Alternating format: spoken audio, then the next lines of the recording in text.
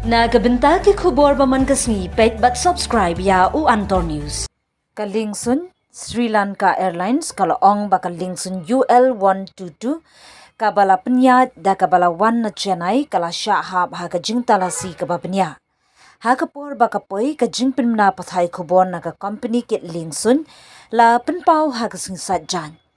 Kat ba om syam ladon kanu kajing tip kabatikna halor utei ubriu ubalawan ha India.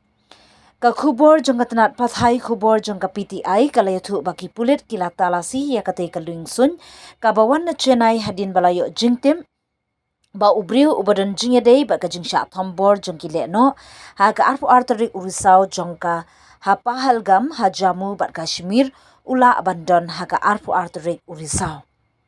Kani ka jingwat ka long hapleng ka jing tokit ka babnya halor ka jingsha thombor jong kile no ha Pahalgam bat ka jingwat briu ka bajurba ban kem ya ki basuba le no.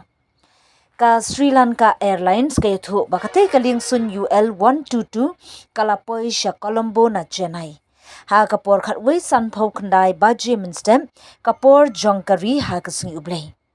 Kat kum ka jingpenna jong ka company kit liengsuin ka balakdo ha ka kaipot jong ka PTI ka Sri Lanka Airlines ka kwa ban pentip syakipat ba ka liengsuin flight UL 122 ka bala penyat daki liengsuin 4RALS ka bala 1 poi sya Colombo ha kapor khatwei san khandai baji minta kasngi lai tarik unaitung.